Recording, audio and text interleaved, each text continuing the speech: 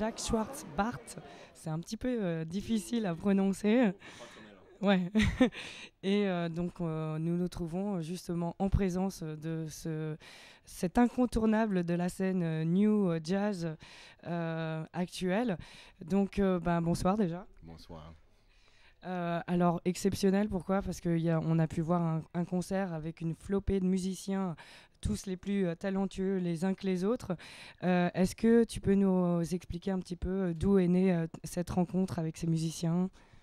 Euh, J'entends ma musique en polyphonie et en polyrythmie.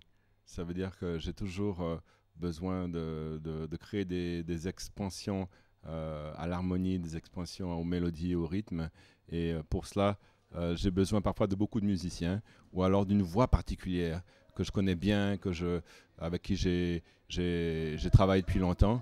Donc, quelqu'un comme Guy Conquête, je l'écoute chez sa mère depuis que je suis petit. C'est d'ailleurs comme ça que je me suis mis au tambour roca. Euh, Stéphanie Mackey, c'est ma compagne depuis 8 ans maintenant. Euh, Elisabeth Cantomanou, je la connais depuis 15 ans, depuis New York en fait. Donc, des gens comme ça que j'ai rencontrés, les frères Belmondo, ça fait 5 ans qu'on parle de faire quelque chose et qu'on glande autour. Et donc, finalement, je me suis dit, écoutez, les gars, on arrête, comme on dit à l'armée, que je n'ai jamais fait et que je ne ferai jamais, bien entendu. On se sort les doigts et on le fait, quoi. Et donc, en fait, c'est comme ça que tout ça est venu. Et Magic Malik, j'ai une affection absolument infinie pour ce musicien qui finalement, de par son style parfois un tout petit peu abstrait, n'a peut-être pas su gagner la notoriété qu'il aurait dû, à mon avis, avoir dans la scène actuelle. C'est un musicien gigantesque. Donc maintenant, parler des musiciens qui m'accompagnent, entre l'admiration que j'ai pour eux, l'affection, la fraternité, l'amour de la musique qu'on partage. Et on est en train de créer ce concept ensemble. Bon, c'est vrai que avant ça, ça faisait quand même 16 ans que je travaillais dessus un petit peu en solo.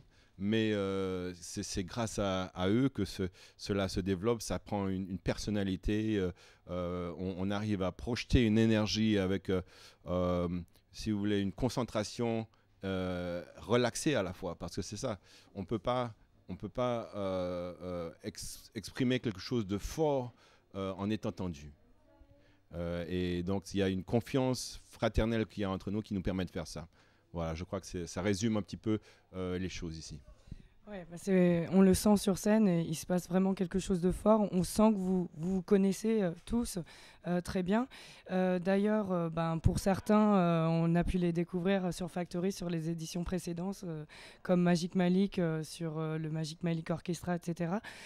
Pour revenir à ton actualité, donc il y a eu un premier album qui a été encensé en 2006. Donc le deuxième album était très attendu. Est-ce que c'était difficile justement d'éviter certains écueils? Oui, en fait, le premier écueil, c'était de faire du Sonekala. Sonekala étant le titre du premier album. Et le deuxième écueil étant de faire quelque chose qui n'a rien à voir. Donc il fallait, comme dirait notre président défunt, le changement dans la continuité. Pour les tout jeunes, je parle de François Mitterrand, bien entendu.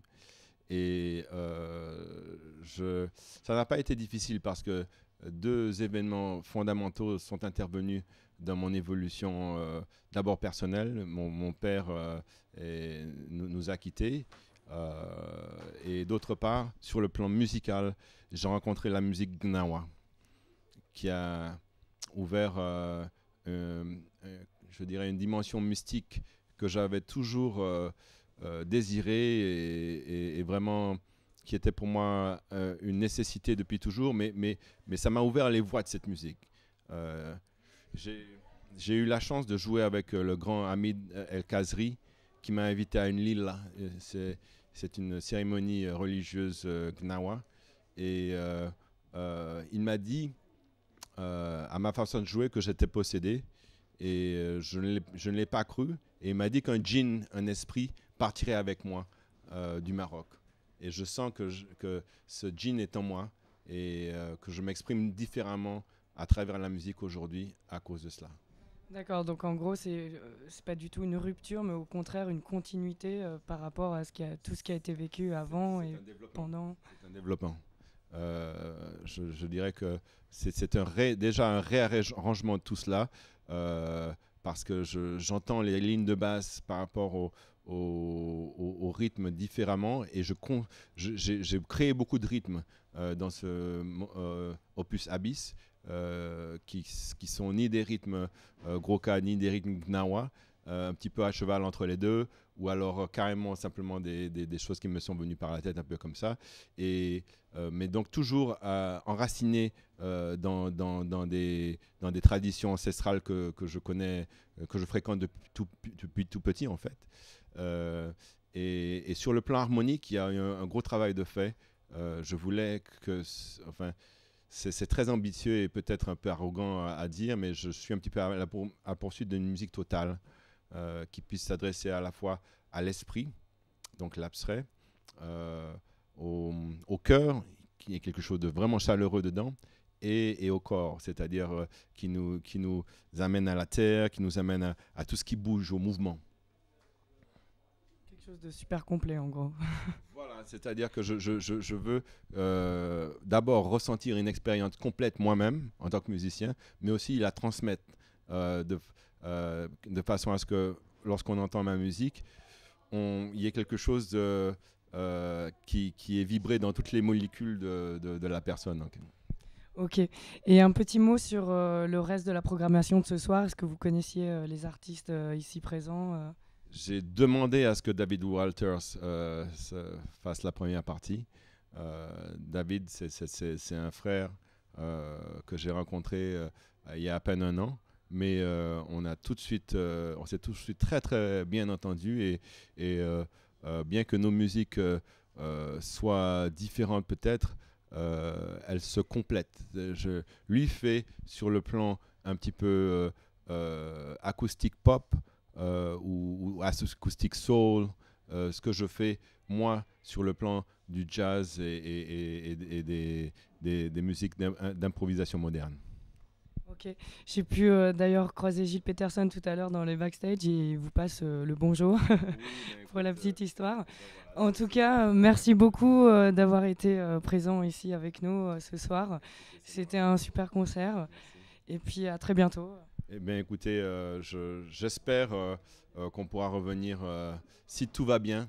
Je ne veux rien annoncer, mais avec un gros point d'interrogation pour les banlieues bleues.